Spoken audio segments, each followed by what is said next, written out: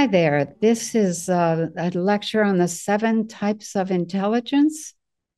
And we're also going to talk about how does something get chosen or recognized as a form of intelligence. And this comes from a book called Frames of Mind by Howard Gardner. Howard was a PhD professor at Harvard University, and his book is excellent. Oh my gosh, it talks about different kinds of intelligence around the world and the kinds of intelligence that's valued within a particular culture. So, yeah, very, very interesting. So, we have 9 criteria to recognize a form of intelligence. And the first one is the skill or the ability has to be valued by human culture.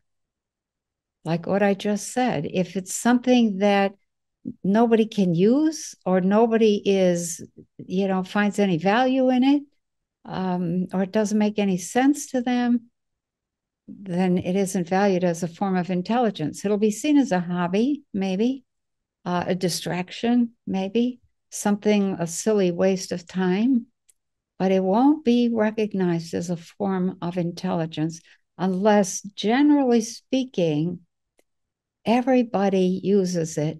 Everybody gets some value from it. Okay. And some skill.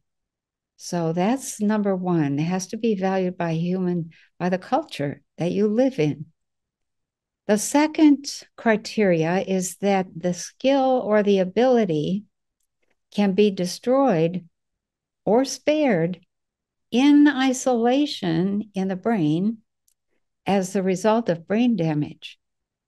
So we're coming up to a lecture here in the next day or so that is how the brain is built.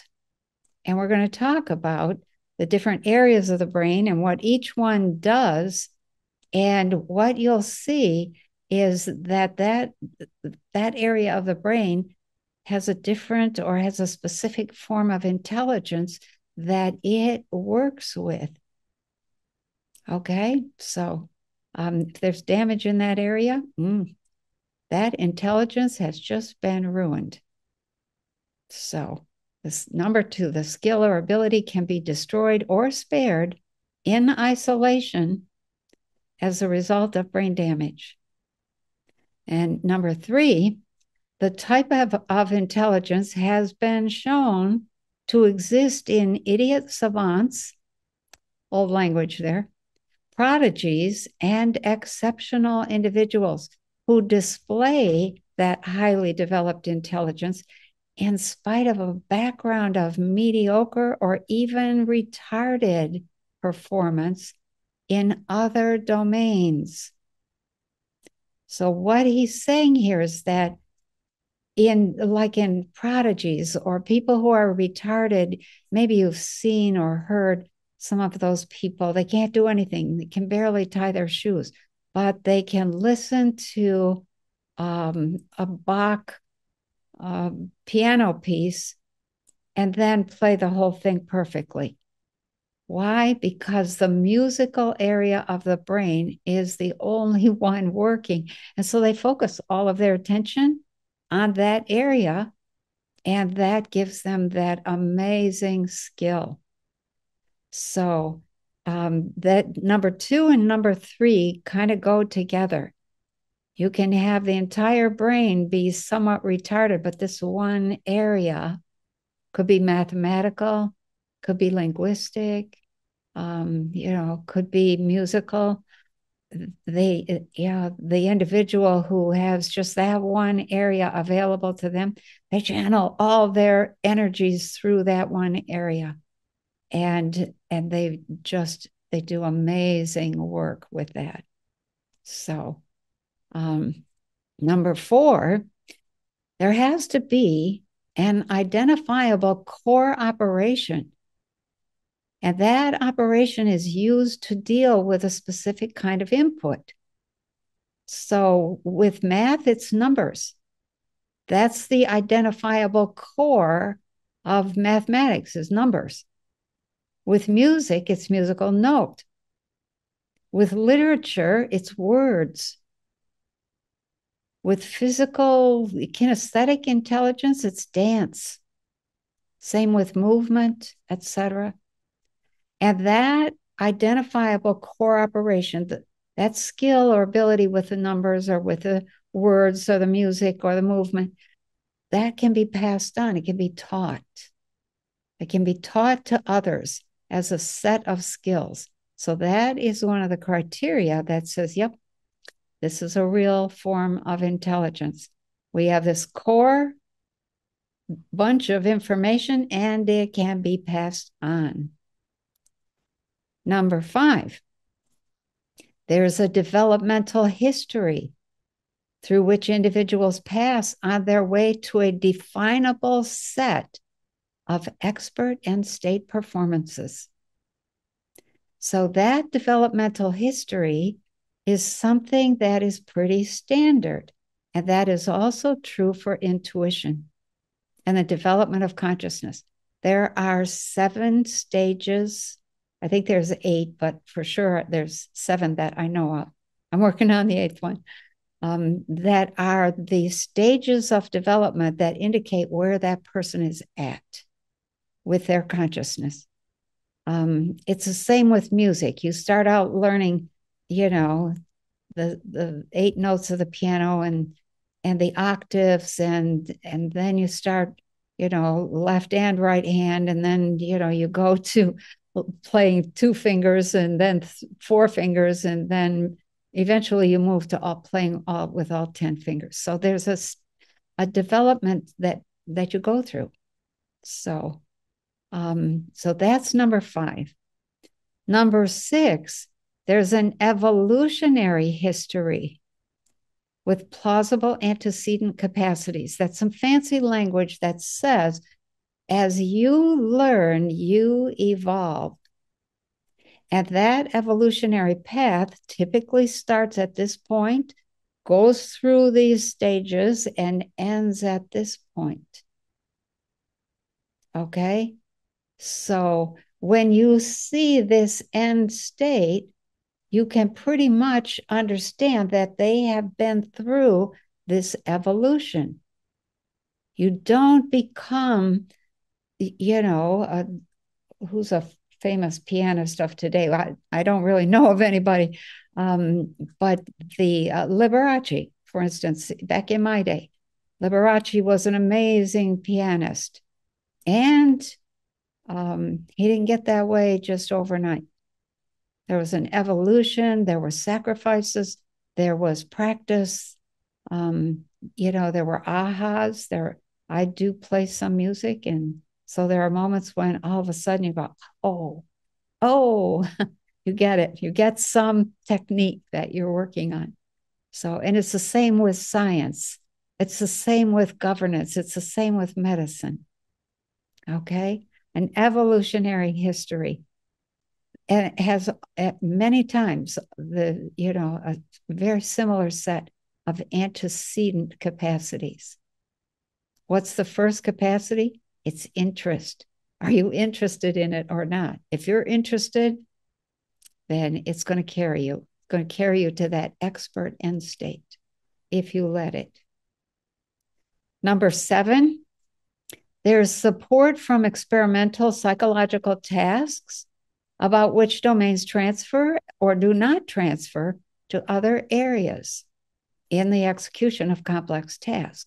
So, in other words, you can test people and see what sorts of gifts they have.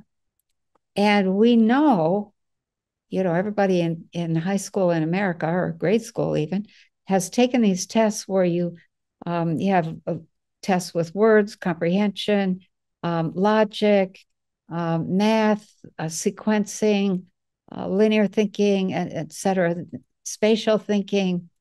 And those are psychological tasks that pretty much can be transferred to other areas. If you're completely logical in math, you're probably going to be logical in your kitchen. You're going to be logical in the way that you take care of your car or in the way that you perform your work, make your appointments, et cetera, et cetera. So the domains, whatever the skill of that task is, that transfers to the rest of life, and you can test for that. So you've all seen those boxes on a psychological test where it says, okay, if the box is this way and then it turns this way, and then how do I do it? So it's pointing down. So it points down. What's the next likely move? And it's this. So you go from this to this to this to this, and that's that's you and your ability to transfer information and logic. Number 8 says there is support from psychometric findings in intelligence testing. And basically what that says is that, you know how when you go take a job, when you apply for a job, they give you a series of tests. Those tests are designed to look at your cognitive abilities. Does that test indicate that you're organized, that you're competent, that you work well with others or you rather work alone? That's psychometric testing. And psychometric findings will indicate that you have this set of skills or that set of skills, and therefore this kind of intelligence is likely to be yours. So that's another one of the criteria for recognizing forms of intelligence. And then number 9, the intelligence can be encoded in a symbol system that can then be used for representation and communication within a culture.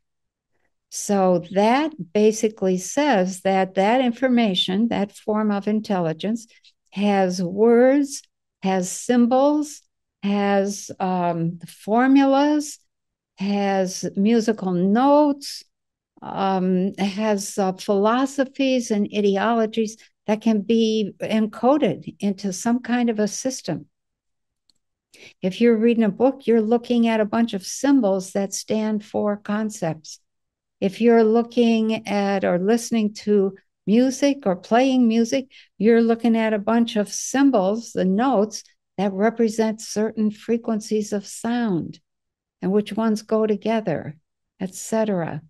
If you're looking at a scientific formula, you're looking at what sorts of molecules and their weights, perhaps, or what sorts of elements and how much of them are involved in making a certain kind of substance.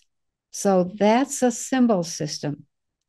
The words, the notes, the numbers, all of that. So the intelligence, once an intelligence meets all of these criteria, then it's pretty much a given that it'll be valued within the culture and used in such a way that people can understand.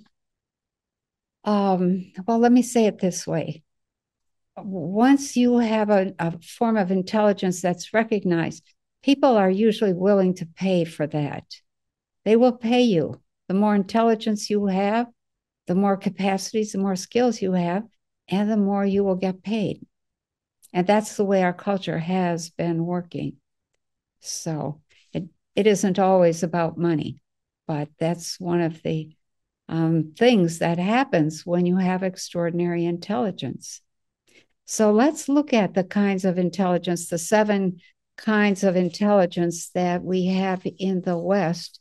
These actually, they're not just the West, but people in the West, everybody in the West should understand all of these. So the first is linguistic. And the characteristics of linguistics are a sensitivity to word meanings. Word meanings. In other words, the word irritable doesn't have quite the same meaning as rage. Those are 2 different meanings. The semantics there let you know this is a lot more anger than this little bit of anger over here, this irritability.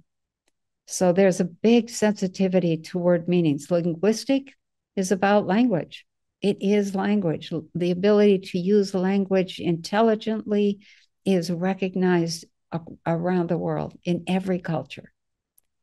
Another characteristic of this intelligence is sound. The sound made by combining vowels and consonants in a given word. And there's all kinds of new words being made up and created that keep appearing in Webster's dictionary. Every year they revise the dictionary in order to keep up with the evolution of the language.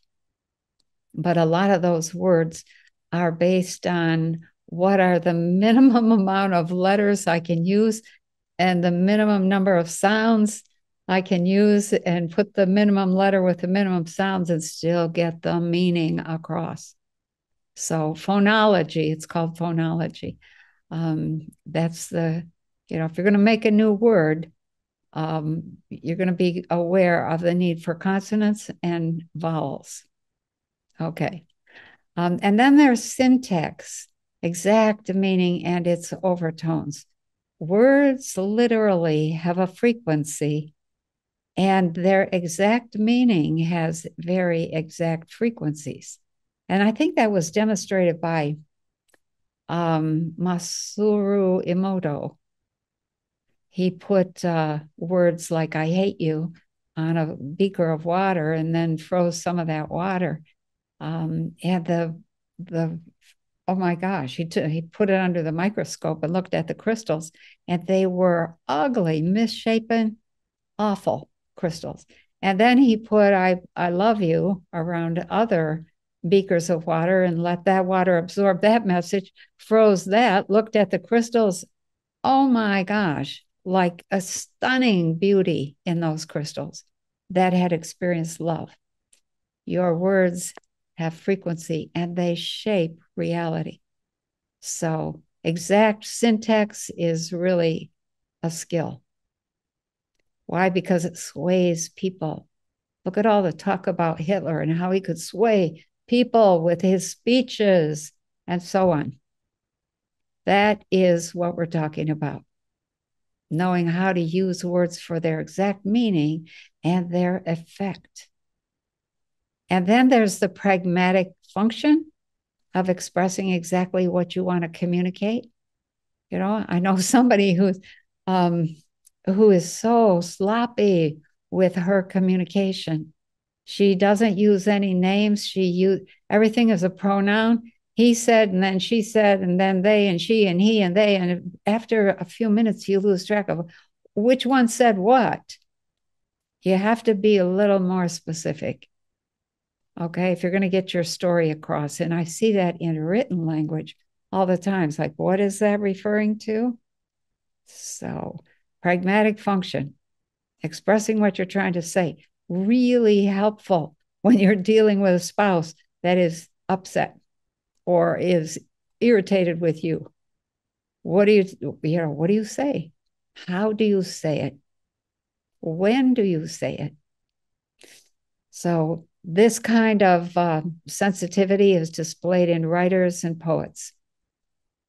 I have a little bit of this linguistic intelligence. I love writing. I write poems. I write, well, they're not really story. Well, some of them are stories. They're stories of things I've experienced. But this is something that I'm very familiar with. Linguistic intelligence is located in Brokaw's area, which is about the size of a quarter. And it's right here on the left side of the brain, right by your left temple. Okay? That Brokaw's area is critical. It has to be stimulated with language before the age of 2, or you will be mute for your entire life. That is, some of the developmental areas of the brain are time specific. So keep that in mind. The more language a child hears, even before they're born. And up until age 2, the richer that language is, the more they're going to have linguistic intelligence. So if Brokaw's area gets damaged, that's difficult. The results of damage, our speech production is affected. Why? Because you can't quite form the word that you want to express. So speech suffers. Vocabulary comprehension suffers. Vocabulary, most of us have a pretty big vocabulary. Writers, poets, politicians, they will have more of a vocabulary. But if nobody knows what you're saying, then your message is going to be lost. So vocabulary is really key. Naming is impaired. The right hemisphere of the brain is mute. If the left hemisphere is, which is where language comes from, if that Brokaw's area is damaged, you may know what something is, but not be able to say it. So that's critical. And then the last result of damage is reading is very slow. And people who find reading very painfully slow don't read. They can't. It's too painful. They have to use other forms of intelligence to take in information, other ways of knowing. Okay. So Howard Gardner says linguistic intelligence may be the most widely shared of the intellectual competencies. So this is everybody talks. Everybody, most everybody. Okay. Musical intelligence is the next form of intelligence that almost everybody has, at least a little bit of. And the characteristics of musical intelligence are an ever-present awareness of musical tones in the head. Now, I don't have this. I once, I'll hear a song play in my mind, but I've already heard the song. It's not like a true composer. I was listening to Leonard Bernstein being interviewed on the radio. This was years ago. He was still alive. And he's talking, he and the radio interviewer, and they're, chatting away. And all of a sudden, Bernstein goes, wait, just a minute, stop. And he hauls out a paper or gets paper and pencil from somewhere. And, you're not supposed to have any dead air on a radio program. And so the interviewer is just like, I don't know what to say. He's having some kind of small crisis here. And then he starts reporting, well, Bernstein is getting out a paper and pencil from his briefcase or whatever, or somebody's getting it to him. And now he's writing something down fast and furious. I see that those are musical notes he's writing. I wonder what he's writing. Could he be composing? He's trying to fill in the space, the dead space on the radio. And finally, Bernstein gets done. And he apologizes 6 waves to Sunday and says, I'm so sorry. I'm so sorry. I've been hearing this. He said, I'm composing a piece, a big piece. And I've been hearing this one phrase that is a perfect fit for this big piece. And every time I hear it, I'm either driving or I'm in a meeting or I'm doing something that I think it would be rude to interrupt. And he said, I finally made an agreement with myself that by God, the next time I hear that phrase, that musical thing, I'm going to stop wherever I'm at and write it down. And so that's what I did. And he tried to hum a little piece of it. So, and then the radio interview continued. But what I became aware of is that he's literally picking up music from the air. And that is musical intelligence at its most powerful. So an ever-present awareness of musical tones in the head. There's also a sensitivity to pitch and timbre. Now, pitch is, we've all heard somebody sing out of tune. What's timbre? A good example, this is the difference between timbre and timbre. Okay, there's a rich overtone, set of overtones that go with timbre. And that doesn't happen when when you're speaking nasally. When the whole body is involved in speaking, then all of your frequency is embedded in your words. And that's timbre. Okay. The next characteristic is there are varieties of rhythms heard in day-to-day life. And I never heard the world that way until one of the guys who rented here, we were having dinner one night, a whole bunch of us at the table. And this guy's name was Jim. And he's sitting there and you know, he's pounding on the table, he's tapping. He wasn't really pounding, but he's tapping this rhythm over and over. And I finally said to him, what are you listening to? Do you need a set of drums? And he said, oh, I was just listening to the rhythm of something outside. And I was totally unaware of whatever he was listening to. So that's the kind of attention to rhythms that people with musical intelligence have. They pick it up everywhere. Anything rhythmic, they pick that up. And then the last characteristic is ability to use patterns of musical tones and rhythms as themes to create larger musical works. So when you listen to the big classical music pieces, you'll see that they start with a particular theme, and then they alter that just a little bit for the next movement. And then they play with it a little more and shift it a little bit more. And then there'll be something that works as a total counterpoint. And then they come back to the original theme. That's working with patterns in music. And it's displayed, obviously, in musicians. So I don't have this. I can play the piano and the guitar. I have a really acute sensitivity to pitch and timbre. But I don't compose music. I don't pick music out of the air.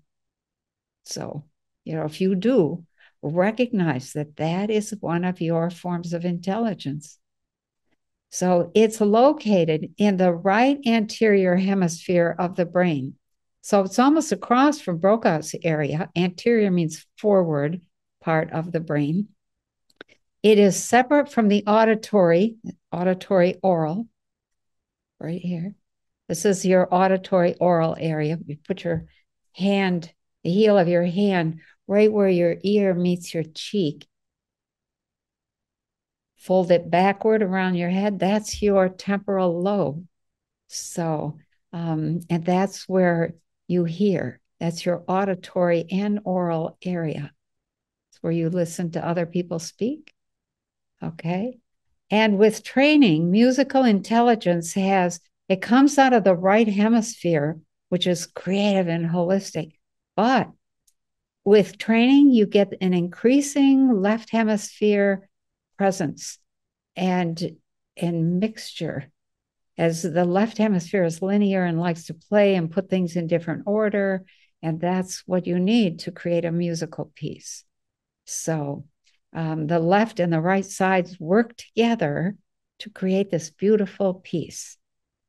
And if there's damage in that right anterior hemisphere, there'll be an inability to discriminate between tones. There'll be a loss of ability to reproduce tones. And there'll be an inability to compose patterns in music. So you've all heard little kids that they don't quite hear all the tones, but they kind of get it. Later on, they might get a little bit better, but sometimes not. So some people cannot, they hear Silent Night, for instance, and they can sing it beautifully. Other people never are able to reproduce that song. If they're hearing it, yeah, maybe they can sing along, but they'll be a little bit behind each change of tone or pitch. So, and then, of course, results of damage. There's an inability to compose patterns completely. So, but that doesn't mean you can't enjoy music that other people create. Everybody loves music. That brings us to the next form of intelligence, and that is logical mathematical intelligence. And the characteristics that go with this is an amazing intelligence from my point of view. It's the ability to see objects as representations of numbers. Wow. Let me say that again. It's the ability to see an object as representing a bunch of numbers. And then to order and reorganize them and play with them in a variety of ways. That is not my forte, put it that way. It's an ability to assess quantity. That is, well, I'm getting better at that, but it was not my forte when I was younger. Oh my gosh, I remember trying to do a problem in 6th grade. How many fence posts, if you put the fence posts 6 feet apart or 8 feet apart and your field is so many acres, how many fence posts do you need? I came up with something like 2 or 3 million. And my dad said to me, what are you thinking? Where's your logic? Could you even fit, 2 million, 3 million fence posts in that little area? Well, I didn't have any reference points. And so I was like, well, I don't know. Sounded reasonable to me. So I've never forgotten that. Okay. I have gotten better. There's skill in making suppositions about the relationships that exist between objects. And I do have a little bit of that. A lot of people do. Skill in making suppositions about the relationships that exist. If you put this next to this, what's going to happen? What if you put it over there? What if you take it out of the picture altogether? That's what we're talking about. So there's also skill in determining the actions one can perform with or upon objects. Wow. Skill in determining the actions that can be performed, with an object. Or, is this going to hold up if I do such and such? Is this going to break? How much pressure can you put on a shovel handle when you stuck that shovel blade into solid clay and then crank down on it with all your weight? The handle may break. How much pressure can you put on it? And then there's an ability to move objects and their numerical symbols to the realm of pure abstraction and continue to work with them. So you don't even have the object, you just have a bunch of numbers. Look at the work of Stephen Hawkins. Oh my gosh, Hawkins was the guy in the wheelchair who couldn't speak, but he had a mind. He was a brilliant mind. And I watched a documentary of him once, and he would spend all day with his assistant. His assistant would write what Stephen said through his box because he couldn't speak either. But he had a box that took his attempt to vocalize and turned it into words. And the guy would write down the formulas. And then Stephen would go home and he'd be thinking back on all the numbers, like 3 chalkboards or whiteboards full of numbers. And he would say, oh, I made a mistake, back here on whiteboard number 1, and I should have had it. This number should be here or whatever. And he would come back the next day and say to his assistant, okay, go over to this spot. I made a mistake. We need to change all of these numbers. And he would have all of those in his head. That is an amazing kind of logical mathematical intelligence. That's body didn't work, voice didn't work, but by gosh, that mind did. And the one area that it focused on was logical mathematical. So that's located in several areas of the right hemisphere. And this is a kind of intelligence that you see in mathematicians and physicists. And I worked with a physicist for 15 years, Dr. William Levengood, watching him work. A little bit of that rubbed off, but I was in awe most times of how he saw the world and how he maneuvered things and understood things and worked with things. He was a biophysicist. So he's working with plants and animals and people and all kinds of stuff like that. So anyway, this is several areas in the right hemisphere. And then in the left parietal lobe, you set your heel of your hand on top of your ear and you tip it toward the back just a little bit and then fold it. That's your parietal lobe. There's also some areas in the temporal and occipital association areas, right where the temporal and occipital lobe come together. And we'll cover that. And the results of damage, difficulty comprehending the orientation and relationships between objects.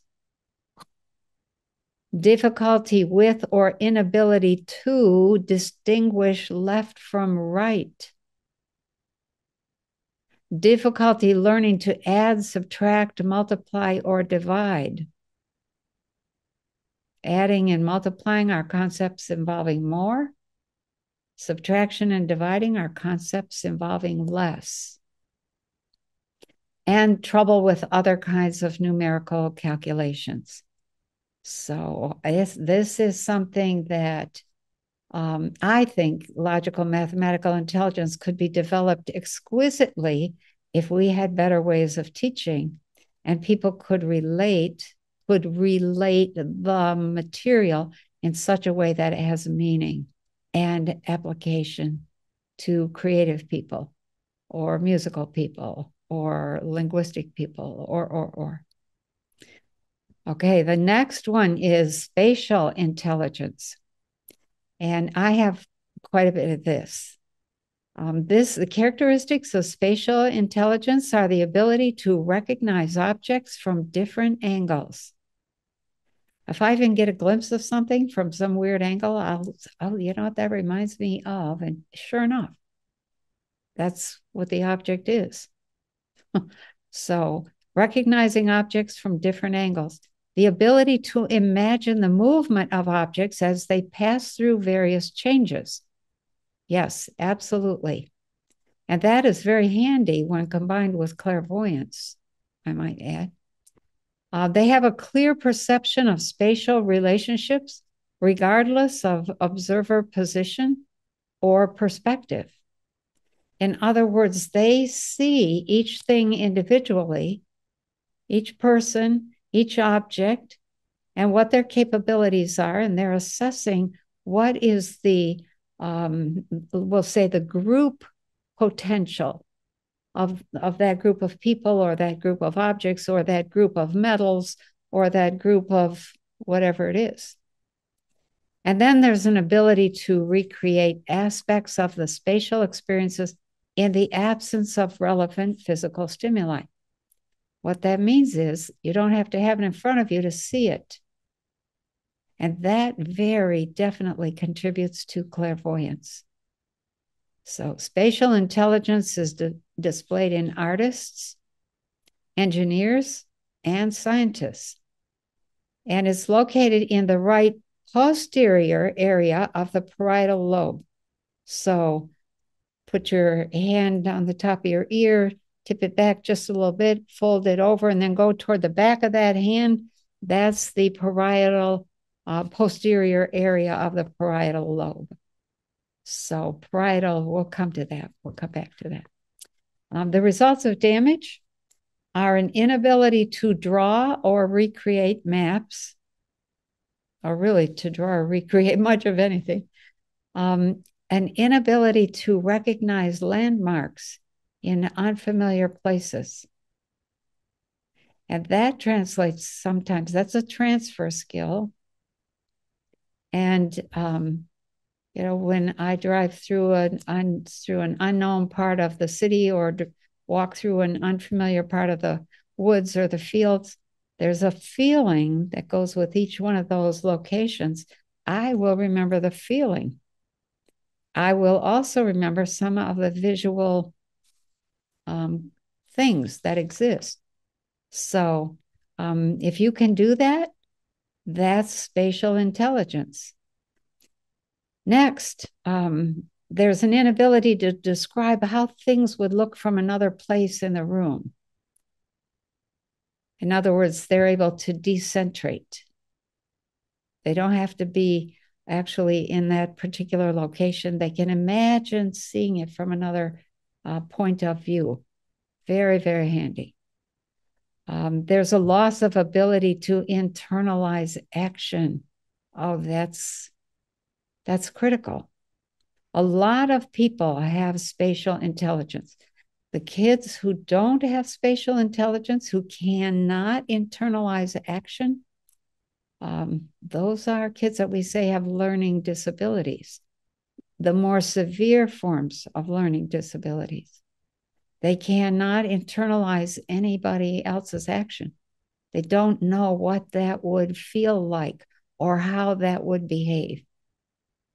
So that's loss of ability to internalize action. They cannot retain geometric images. Once it's gone, it's gone. They can't visualize.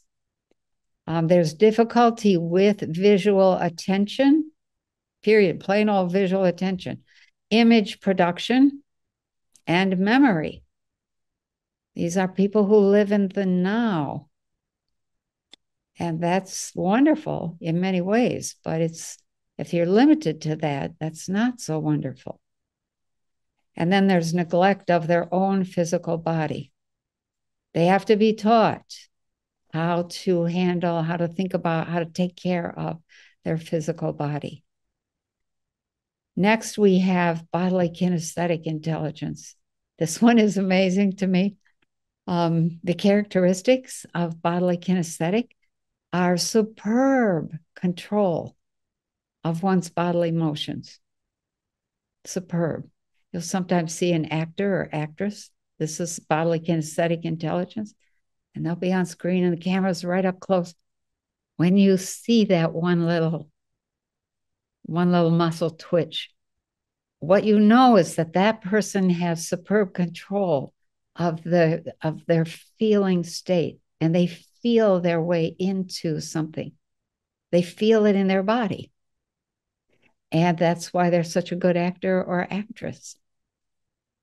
There's also an ability to project emotion and feeling into objects and situations.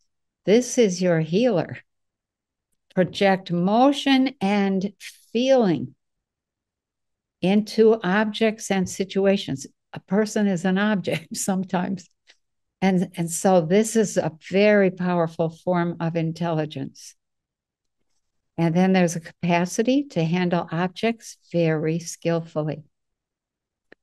When I graduated from high school, I went to work. My very first job was in a factory. It was a stamping factory, Detroit Aluminum and Brass.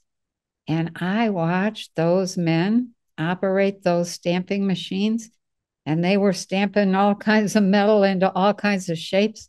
And I was blown away by how good they were. Later, when I was an engineer, I was watching the guys in the tool room or in the,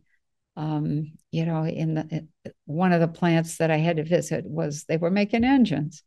And watching them create an engine with a tolerance of like 2 microns. They're drilling out a solid block of metal and it's perfect. It's like, holy cow.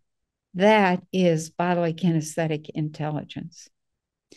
So it's displayed in dancers, swimmers, artisans, instrumentalists, sports professionals, inventors, actors, and I should probably add healers onto this. It's located in the cerebral cortex. The whole cortex gets involved here. The thalamus, basal ganglia, and cerebellum, they all work together as an intelligent system, especially on the left side. You're asking yourself, what am I trying to do here? And then you do it. So that's left, that's logic thinking. The results of damage, loss of a sense of timing. You know, the kid in the band at school who's a drummer, and he's always like one beat ahead or 2 beats behind. That's a loss of sense of timing. There's an inability to carry out a sequence of activities smoothly and in the correct order. They just execute things perfectly. There'll be the omission of some actions. Yeah, you can't omit some actions when you're trying to build an engine. You can't omit some actions when you're trying to make a cake. Or, you know, when you're dealing with a sick child, or. So results of damage are a loss of a sense of direction and goal. People kind of drift. They drift through the days. There'll be an inability to put on clothing in the right order. If you've ever seen that, it's really funny. You know, somebody's got his shorts on the outside of his jeans. There'll be clumsiness. You know, just general clumsiness, like not really present in the body. And then the last thing is confusion between themselves and the objects they're attempting to manipulate. They get mad at themselves when they do something that didn't work out. They get very upset. So that's results of damage. And bodily kinesthetic intelligence suffers. Lastly, we have the personal intelligences, and this is what you are learning in this class. There are 2 types of personal intelligence. There's interpersonal and intrapersonal. So interpersonal that's between you and your wife or your husband, or you and your child, you and your neighbor, your best friend. It's the ability to discriminate among feelings, moods, temperaments, motivations, and intentions of the people around you. That's interpersonal intelligence. You are acutely aware of what other people are thinking, feeling, what mood they're in, the kind of answer you're going to get if you say something, their reasons for doing why they're doing whatever they're doing. That's interpersonal intelligence. And then there's intrapersonal intelligence. And that is access to one's own feeling life. So let me give an example. When I first entered into Kundalini, and it was so difficult, it was because I had such chaos going on in my mind.